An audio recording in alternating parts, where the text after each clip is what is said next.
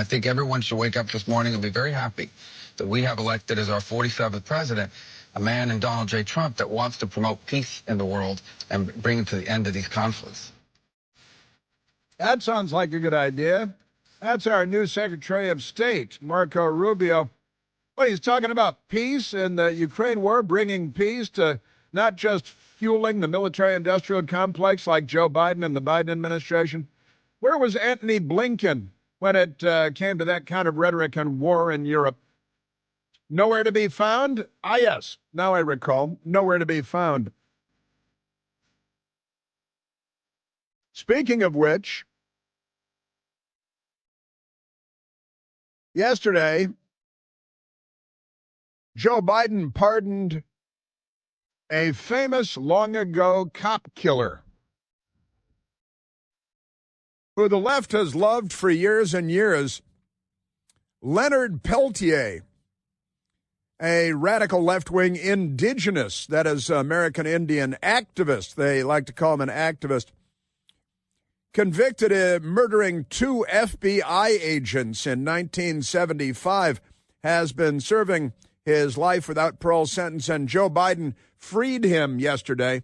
Didn't just commute, but freed him from jail. Didn't just commute the sentence, but all he did was murder 2 FBI agents, shooting them to death, shooting them in the head. First, each agent was shot and wounded by Native American radicals in 1975, and kind of a spin-off of Wounded Knee and all this stuff. And so one of his last acts before leaving office, former President Joe Biden commuted the life sentence of indigenous activists.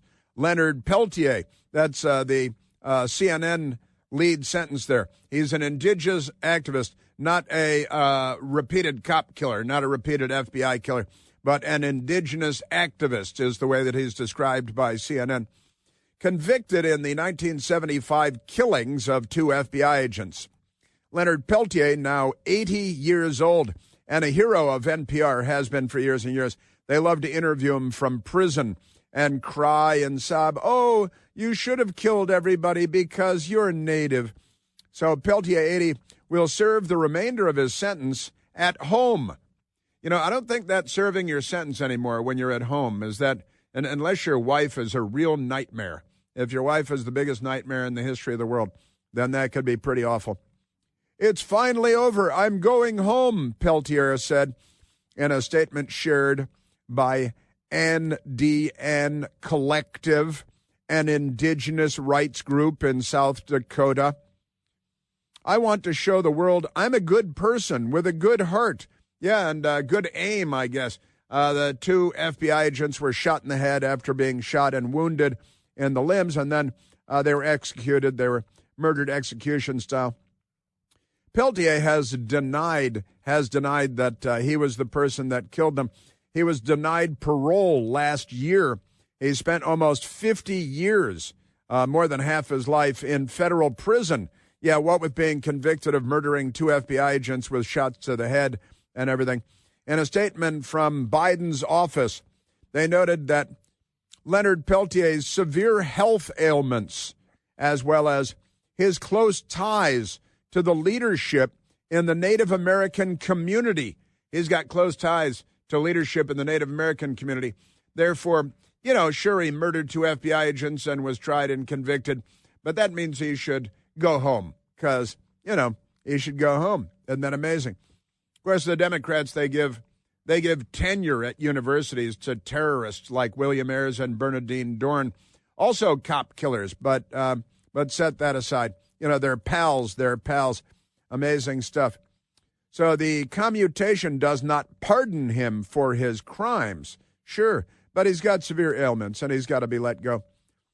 Peltier has consistently maintained his innocence in the agents' shooting deaths. Jack Kohler and Ronald Williams were killed in a shootout June 26, 1975, while searching for a robbery suspect on the Pine Ridge Reservation in South Dakota. The agents were sent to the reservation to serve arrest warrants for criminals, the AP reported, and were injured in the shootout and later shot in the head. the FBI said. 1977, Leonard Peltier was found guilty of first-degree murder, sentenced to 2 consecutive life terms. I didn't kill those agents. I didn't see who killed those agents. Bring me a small liar. Here's the thing. And if I did know, I'm not telling, he said. But I don't know. That's the point. Yeah, maybe that's the point, and maybe it's not. But that tried in court and convicted. And he said, I wasn't even there. I didn't see it. I didn't do it. I didn't do it. I didn't do it. I wasn't even there. I was at a friend's house. The check is in the mail.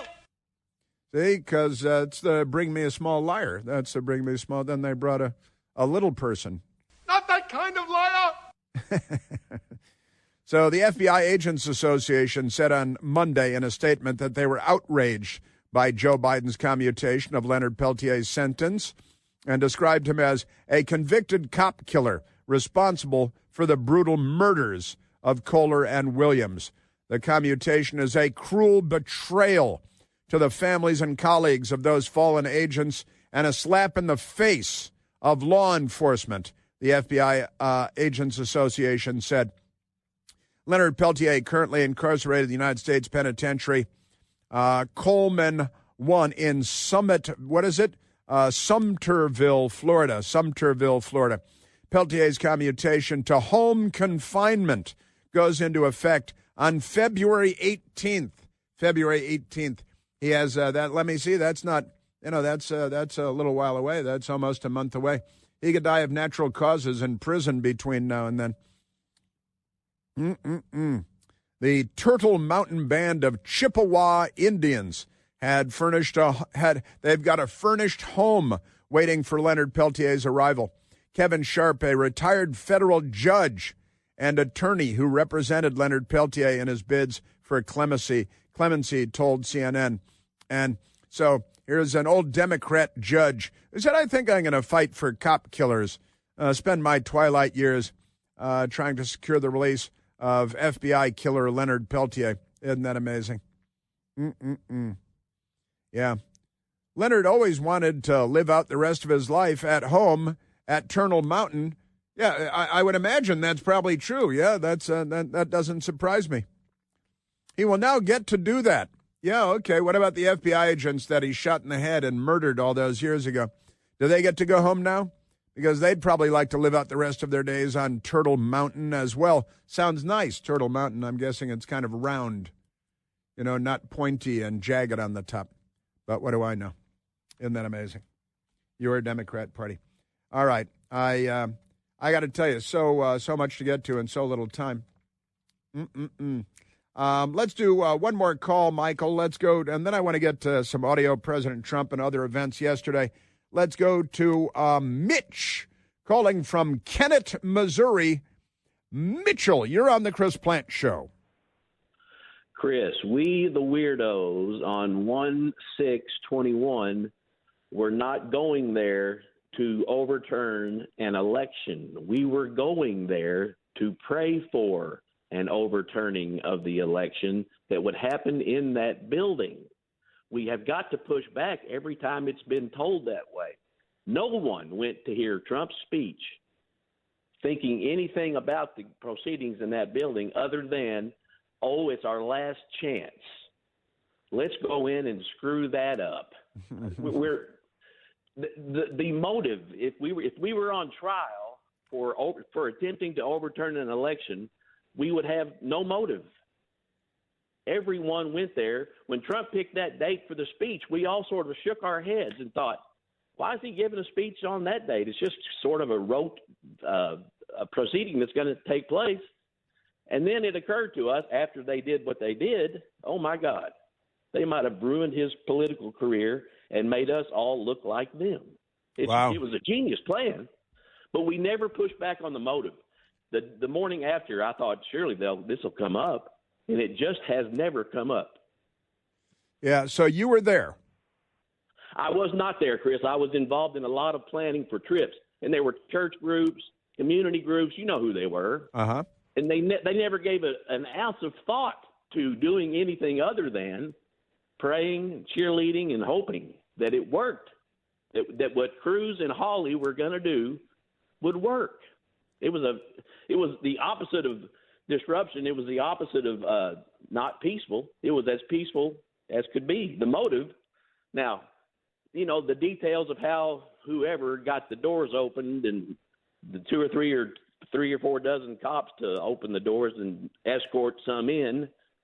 That would be a great story if we had a press. Yeah, if we only had a legitimate news media, yeah, that'd be nice. And I love the interview you had with the guy a while ago. That's Brent Bozell, kind of that were in there. The great Brent Bozell. Sure, they were mad. We were mad, and I guess once a mob gets mad and succeeds in its goals, whatever that mob's goals were, we got sucked in. But we were not there to overturn an election by violence. Now, there were 26. We learned only recently that there were 26 confidential informants working for the FBI in the crowd that day. We know Ray Epps, who has a relationship with the FBI, was shouting for people to go into the Capitol. Let's go into the Capitol. The night before, he was encouraging people to go into the Capitol. They were shouting him down as a federal agent. And we still haven't gotten to the bottom of that, and the Democrats and our corrupt news media have no interest. Tomorrow, we need to go into the Capitol. Into the Capitol. Peacefully.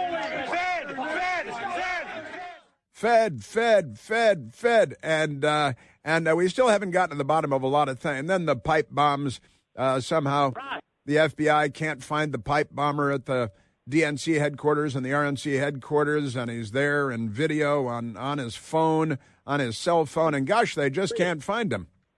Chris, real quick, on one of the videos of Epps, he is saying, as if to himself, well, I may have to go to jail for this, what I'm about to say, as if he'd been on some meeting plan that said our goal is to get these bastards jailed, to get that side of the story told. It's straight out of a movie. And, man, I've taken up too much of your time. I got to get back to listening to you where I can hear you on my speaker and not on my phone, brother. We love you, and thanks for getting us all through this. Thank you, Mitch. Yeah, wonderful. Great Americans everywhere out there in the United States of America. What a country we have here. I love this place. Isn't it great? Normal people. Remember normal. Remember normal at the Chris Plant store online, the Chris Plant store on Al Gore's amazing internet, where we have great items, make great gifts and stuff for around the house, and coffee mugs and T-shirts and soup stuff, and we got all kinds of good stuff. Now, let's go, because we haven't really done a lot, and President Trump was so busy yesterday.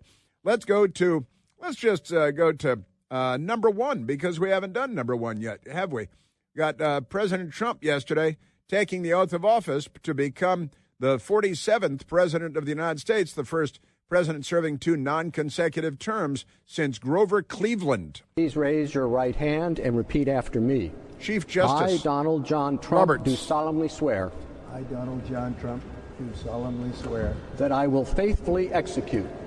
That I will faithfully execute. The office of President of the United States. The office of President of the United States. And will, to the best of my ability.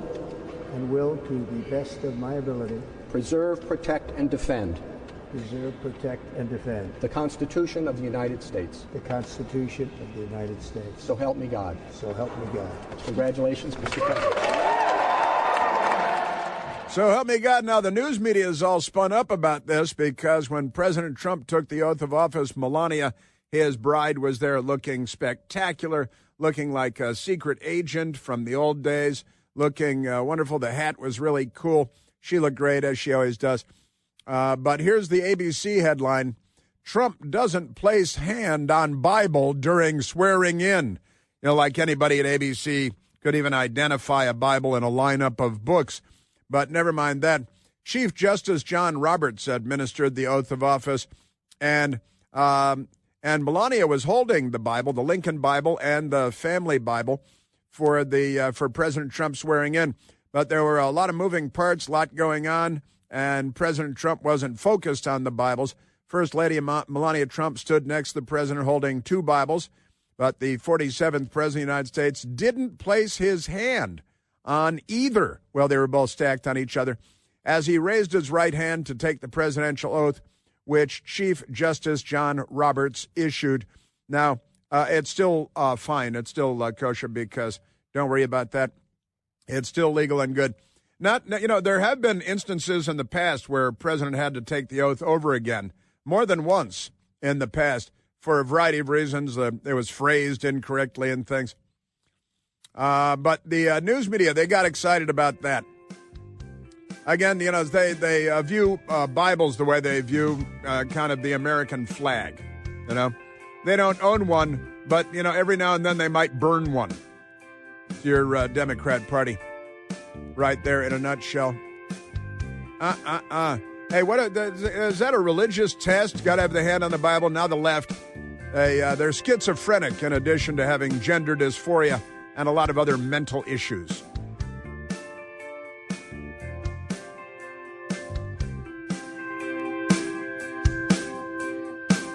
Chris here with a list of things that none of us should trust. The Washington Post, the New York Times, anything on CNN. Here's a list of things that I do trust. The Washington Times. Support real journalism for just $1 a week at washingtontimes.com/Chris.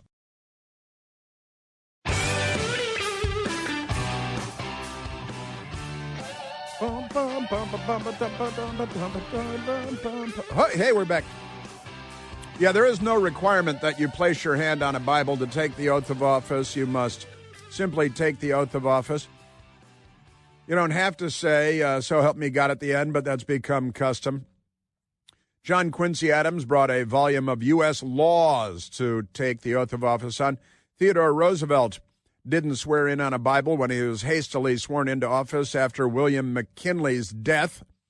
President Trump, by the way, bringing Mount McKinley back to Alaska instead of Denali, which I think is great. McKinley, Republican, assassinated, right? And Lyndon Johnson's inauguration aboard Air Force One, only hours after John F. Kennedy was assassinated, placed his hand on a Catholic missal, a book containing text used for religious services belonging to John F. Kennedy, but not a Bible. I, having flown on that airplane myself, Air Force 26,000, it was John F. Kennedy's Air Force One, and I got to fly on that airplane once, and I did pose for a photograph aboard the airplane in the spot where LBJ took the oath of office, and I raised my right hand as if to take the oath of office aboard the airplane. I did not officially become the President of the United States, though, technically, because lack of election and all that stuff.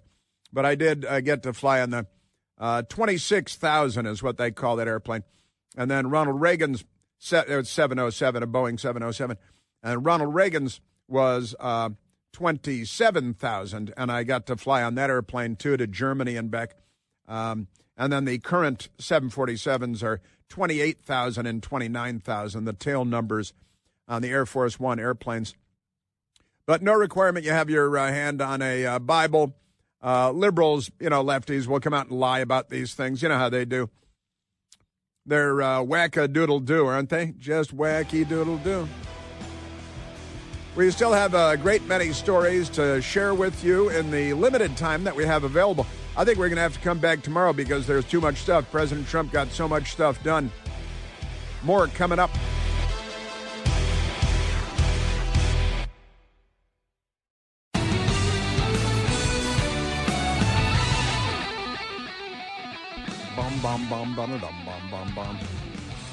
All right. Good things are happening in America today. You can tell that's true because the left is losing what's left of their minds. President Trump yesterday was so busy, he was unbelievable. 3 speeches, 1 lengthy press conference, inaugural balls, executive orders. It was quite extraordinary. President Trump yesterday on the southern border. I will declare a national emergency at our southern border. All illegal entry will immediately be halted, and we will begin the process of returning millions and millions of criminal aliens back to the places from which they came. We will reinstate my Remain in Mexico policy. I will end the practice of catch and release. I will send troops to the southern border to repel the disastrous invasion of our country. All right, now, President Trump, again, I couldn't possibly play everything that he said yesterday because it's only a 3-hour radio show. President Trump yesterday, drill, drill, drill. Today, I will also declare a national energy emergency. We will drill, baby, drill. Drill, baby, drill. And energy independence is a good thing. Makes everything less expensive for everyone, from food on the grocery store shelves and at restaurants to it makes the world better for everybody. The left is against it because they're against everything good. They're the left. They're not liberals. Also, this was funny, and I got a little story to share on this because we had family visiting and staying with us the last several nights in town for the inauguration up from Georgia. And they were downtown yesterday for the inauguration, and they had a funny moment. But I'll let President Trump tee it up. As of today, it will henceforth be the official policy of the United States government that there are only two genders, male and female. What? There are only two genders, male and female, and you had to use the word only. Only two gender, because the Democrats have so corrupted biology and science in the name of politics that we've entered the twilight zone with this, how many genders? In San Francisco, I think they had like 140. You could choose from 140 different genders. They just make up any word that kind of fits in there. Isn't that amazing? Just remarkable stuff. Now, I had my family in town, my best girl's sister and her best guy, and they're great conservatives and Trump supporters, and they're up from the Atlanta area in Georgia for the inauguration, and they went to 2 inaugural balls, and we were helping them make their way around D.C. and stuff, and they're just great, wonderful, wonderful. And they were downtown yesterday when the inauguration was going on, and President Trump was speaking. And I think they were at for part of their day, they were at a place called the Hamilton, and they were getting food and maybe having a beverage and talking to all the nice people and a lot of Trump people everywhere. But there was a lib there after President Trump's speech, walked by our people from Atlanta, Americans, and this liberal was muttering, and he said, "Oh, great, now there are only two genders." He said, "Oh, great, now there are only two genders." And he was angry and bitter because President Trump said that official government policy will now be to end your social engineering enterprises, your demented, gender dysphoric, biology-denying lunacy. And that's right. There are two genders, and it's male and female, right? Boys and girls, men and women. See how that goes? But that is too funny that the idiot Democrat wandering by, and they were laughing about it. They were laughing out loud. Later at dinner time, they were still chuckling. Yeah, the guy, what did he say again? He said, yeah, oh, great. He said, oh, great. Now there are only two genders. And and there's only one moon orbiting the planet Earth, and we have only one sun in our solar system because, and two genders. Oh, great, now there are only two genders. There were always only two genders. But you see, your political party is a death cult. Belongs in Jonestown, Guyana, South America, lining up for the Kool-Aid. But it was not Kool-Aid brand Kool-Aid. It was store brand Kool-Aid. I don't want to disparage the Kool-Aid Corporation in any way, because they didn't do anything. That was socialist utopia, going the way that socialist utopias always go. It's called Jonestown. Have any Democrats self-immolated since yesterday? Got to keep your ear to the ground on that. So President Trump, only two genders. Isn't that great? Just wonderful. And we haven't even played number 9, have we? Oh, we played? Oh, I'm sorry. Okay. My mistake. But I love that. Now let's play number 9 again because I like it so much. And because the Democrat was muttering next to my sister-in-law and her best guy. As of today, it will henceforth be the official policy of the United States government that there are only two genders, male and female. Oh, no. Now there are only two genders. What am I going to do about that? I can't have only the two genders. The Democrat Party is actually angry about that because of the mental illness. And this is hilarious. I love the Gulf of Mexico to the Gulf of America. We do, again, the U.S. military calls the Persian Gulf the Arabian Gulf because we don't want to give the Persians, the Iranians, full credit for owning and controlling the Gulf. And on the other side of the Gulf, to the west, you have Saudi Arabia. So, the Arabian Peninsula, Al Jazeera, as it's known. And you have the Arabian Gulf. So the Saudis like to call it the Arabian Gulf. They are, allies. I'm going like that with my hand, little come see, come saw. But on the other side of the Gulf, you got the Iranians, the Ayatollahs, definitely not on our side, not at all. So President Trump, the Gulf of Mexico. A short time from now, we are going to be changing the name of the Gulf of Mexico to the Gulf of America, and we will restore the name of a great president, William McKinley, to Mount McKinley, where it should be and where it belongs. And where it belongs, exactly right. We've had enough of you guys. And now let's go to, because I love this too, the Panama Canal. We should call it the American Canal. And above all, China is operating the Panama Canal, and we didn't give it to China. We gave it to Panama, and we're taking it back.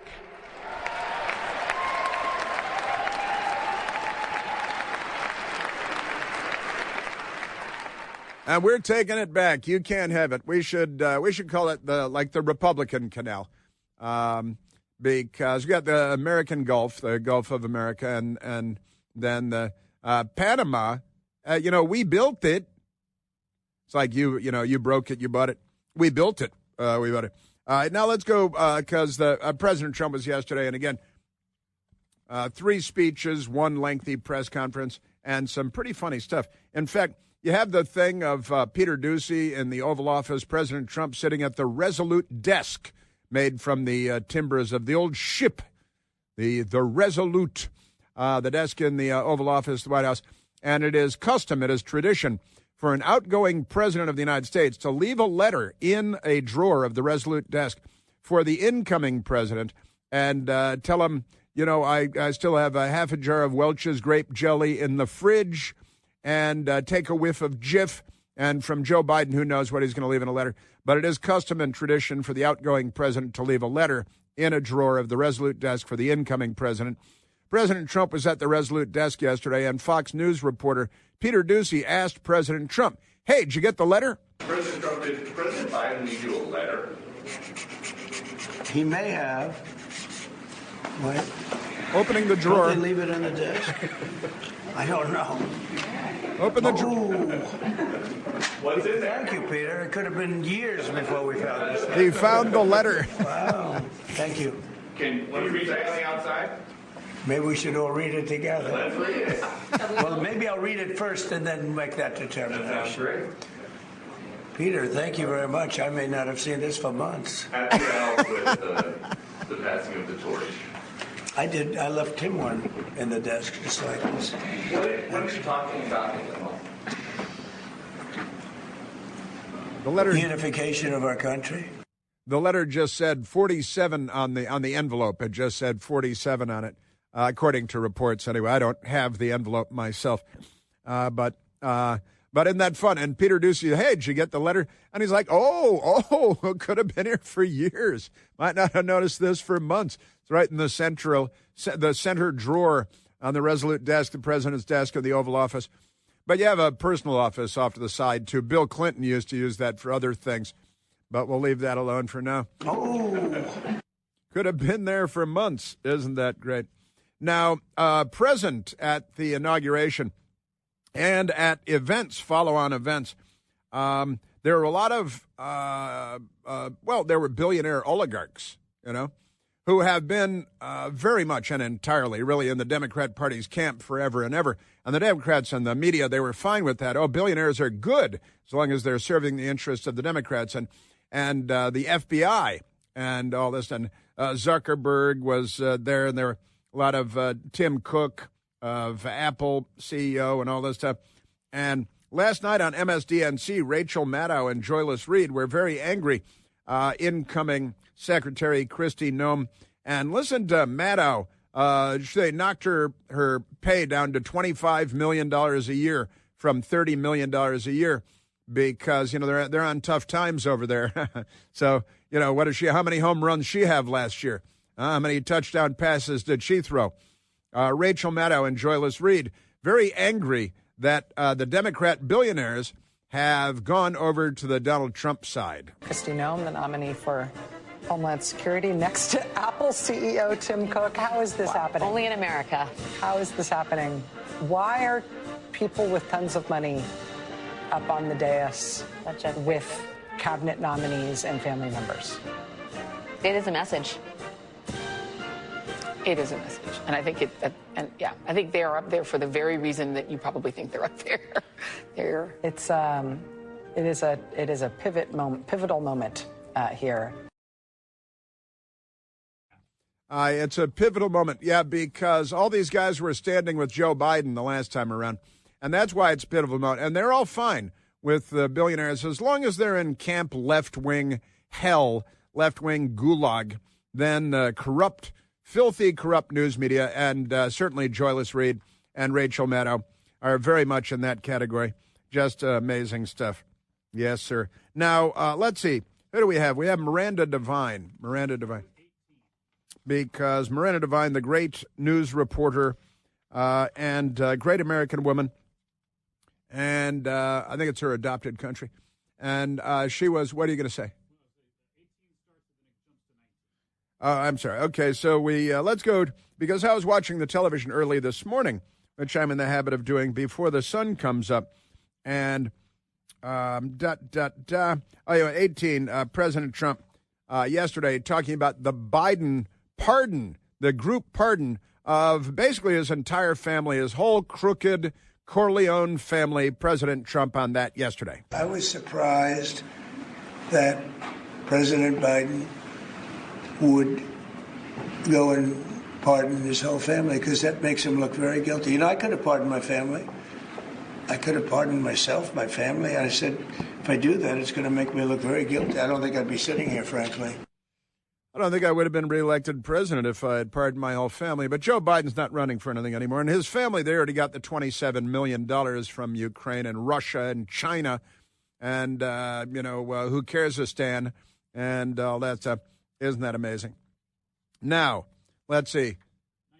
Then, yes, my apologies. Miranda Devine on the Fox News Channel very early this morning in the 5 a.m. hour talking about the end of the Biden administration, the end of the Biden years, and the Miranda Devine, New York Post, doing all the reporting on the so much of it on the laptop and the emails, and Tony Bobulinski and Big Guy gets 10% and all the corruption, and then ending by pardoning the whole darn Biden family. I think it was such a fitting end to Joe Biden's presidency, because it just shows the nature of the corruption, how his family was all involved. All his brothers, both Frank and Jim, as well as his sister Val and their spouses, have been pardoned. And that is an admission of guilt, as Donald Trump just said then. That is an admission of guilt, just as Donald Trump had said. And it is, and if he had pardoned his whole family before he left the first time around, honestly, the news media would have gone completely berserk. Trump revokes security clearances for former officials who signed Hunter Biden laptop letter with executive action. Revokes their security clearances. That is a great thing. Miranda Devine, who is wonderful in every way.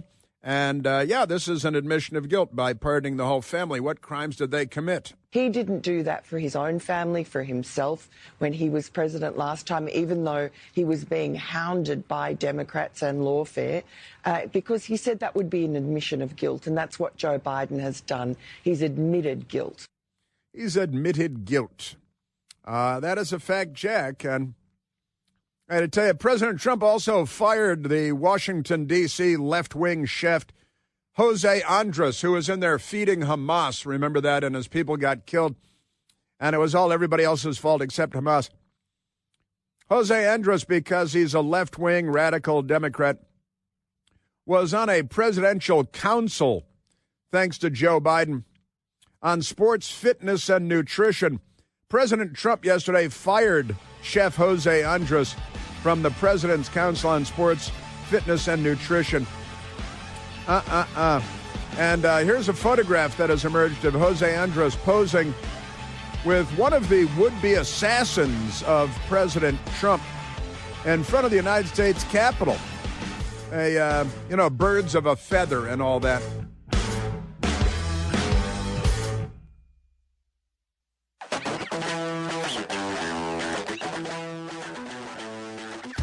Elon Musk last night at a Trump event. I guess it was at an inaugural ball. I think it was at one of his events. Elon Musk slapped himself in the chest, a big audience going wild, and he tapped himself on the chest and threw his hand out and said, "I give my heart to you. I give my heart to you." And, of course, the media are saying he's giving a Hitler salute because Rachel Maddow, who is an Eva Braun wannabe, goes home, dresses like Eva Braun, and whips herself, which is kind of weird. But Elon Musk threw his hand up in the air to wave to the crowd and did it twice, then waved back to the crowd back there. And naturally, the Rachel Maddows of the world are yelling that he's giving a Hitler salute because he tapped his chest and threw his hand up in the air, right? So now he's Hitler because everybody's Hitler. And anybody that calls you and everybody else Hitler 1,000 times, I'm thinking it's probably got an inner Hitler going on there, don't you think? And Rachel Maddow doing that. Now let's go to Miranda Devine, back to the great reporter Miranda Devine on the 5 a.m. hour of the Fox News Channel, talking about the Felonious 51, as I labeled them years ago, having their security clearances stripped by President Trump. That letter was instigated by Antony Blinken, thank God no longer the Secretary of State. He was a campaign advisor. He calls up former acting director of the CIA, Mike Morell, and gets him to write this letter. It was a campaign stunt. They all knew it. They all knew it was to give Joe Biden a talking point in that final debate against Donald Trump, and they lied. They tampered in our presidential election, running a disinformation operation against the American people, and according to the polls, it worked. And so the very least that should happen to them is to get their security clearances stripped now 4 years later. They make money out of those security clearances. They do make money out of those security clearances. That's a fact. You know, this Jose Andres guy, the chef, who's been a frothy anti-Trump chef, he had a restaurant in the Trump Hotel in Washington, and he pulled out of the hotel when Trump was elected. And he's an annoying pro-Hamas left-wing radical. He was given the Presidential Medal of Freedom by Joe Biden weeks ago.